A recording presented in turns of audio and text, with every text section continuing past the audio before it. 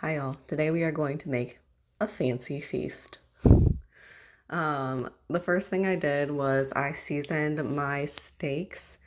These have been sitting out on the counter for a couple of hours so that they come to room temperature. So I'm just seasoning them with some garlic powder and some salt. And then I'm just going to set those aside. That's actually going to be the very last thing that I cook. Then I'm going to start making my side dishes. So the first thing I'm going to do is make my garlic and rosemary baby potatoes. I think it's a 2-pound bag of baby potatoes. I think, like the ones at Walmart are 1.5 pounds. So you're just going to use a 1.5 or 2-pound bag of baby potatoes. I'm just splitting them in half. And then I'm going to season them with 1 tablespoon of minced onion, the dried minced onion, 1 teaspoon of garlic powder, 1 tablespoon of dried rosemary, and 1 teaspoon of salt. Then I'm going to add a 1/4 cup of olive oil, mix it really well so that all of the potatoes are coated. And then I'm going to put them on a baking sheet. They need to be laid out flat enough that none of them are really laying on top of each other.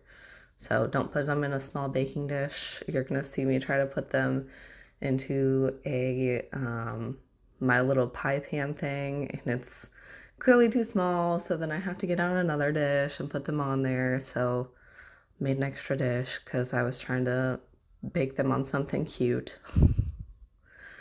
Whatever. Anyways, yeah, so you're just going to put them on a baking sheet, and then you're going to throw those in the oven at 400 degrees for 30 to 45 minutes until they are crispy. This serves 4 to 6.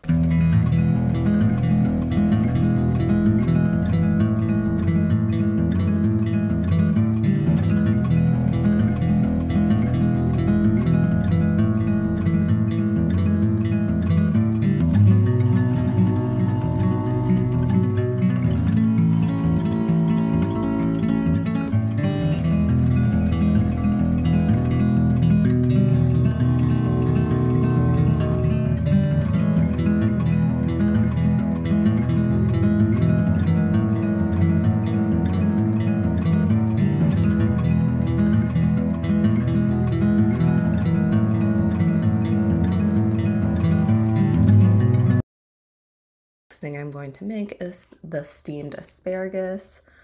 Here I've got 2 pounds of asparagus. The recipe on my website is for 1 pound, so if you're going to use 2 pounds, you'll want to double the recipe, obviously. So the first thing I'm going to do is I'm going to trim the edges. Nope. Trim the ends of my asparagus. A lot of people will take the largest asparagus and snap the end off. It will naturally snap where the woody part ends, and then cut the ends off of all of the asparagus. However, I find that especially with store-bought asparagus, sometimes that just doesn't work. You're either wasting a whole bunch of asparagus or just not cutting enough off the bottoms, and you end up with like the weird stringy chewy part at the end. So I'm just snapping the ends off of all of my asparagus. That's the way I always do it. It takes a little bit longer, but I think you just end up with a little better product. So I'm snapping all the ends off of my asparagus, and then I'm going to wash them. Once they are washed, then I lay them out on my foil in the middle, and then drizzle some olive oil. I used about 2 tablespoons here. So on 1 pound of asparagus, you would use 1 tablespoon, and then I used about a teaspoon of garlic powder and a teaspoon of salt. So on 1 pound, you would use a half a teaspoon of each of those. Then you're going to wrap those up really well and throw them into the 400-degree oven and bake them for 30 minutes. This serves about 2 to 3 people. Next up, we are just making some basic stuffed mushrooms. The first thing I'm going to do is finely dice 1/2 pound of bacon and get that on the oven. Next up, I'm going to finely dice 1/2 of a medium yellow onion, and I'm going to throw that in the pan with the bacon.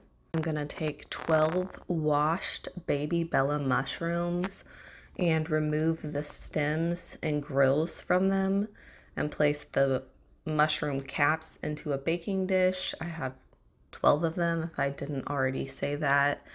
And then once I have all of the stems and grills removed from the bottom side of the mushroom, I will finely dice those and throw those into the frying pan with my bacon and onions. I'm frying the bacon, onions, and mushrooms on medium to low heat until the bacon is crispy and the mushrooms and onions are soft.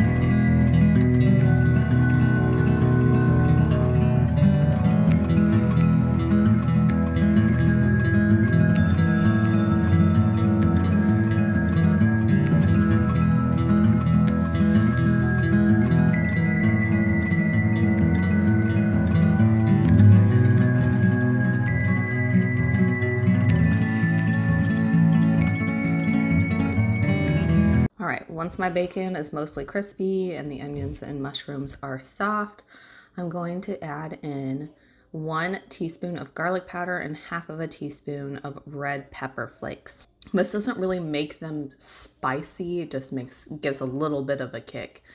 And then in this video, since I'm using rosemary on my potatoes and rosemary on my steak, I went ahead and threw in a little bit of rosemary into the mushrooms. It was good, but it's not generally something that I throw in. And then I'm just going to let those cook for a little bit longer, just so the seasonings wake up. And then I'm going to throw in 1 8-ounce brick of cream cheese. It mixes in a little bit easier if you chop it up whenever you throw it in. You're not really trying to melt your cream cheese, you're just trying to get it soft enough to mix in all of the ingredients well. Once you have everything mixed well, take this over and put the mixture into your mushroom caps. Just divide it evenly amongst the 12 mushrooms. You will bake this at 400 degrees for 30 to 45 minutes.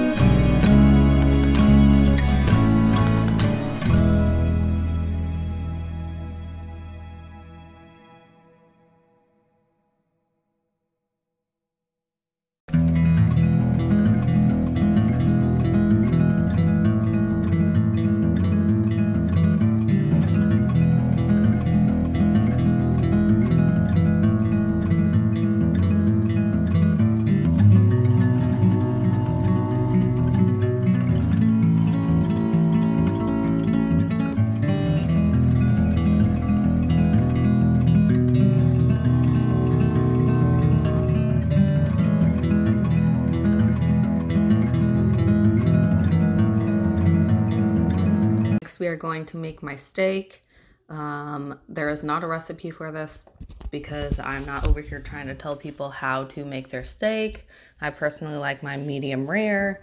I know there are a lot of people out there who prefer their meat less cooked or more cooked. I would prefer less cooked if, if I had to choose, but anyway, so there's not a recipe down in the description for the steak, but anyways, I'm just starting out with 2 tablespoons of butter.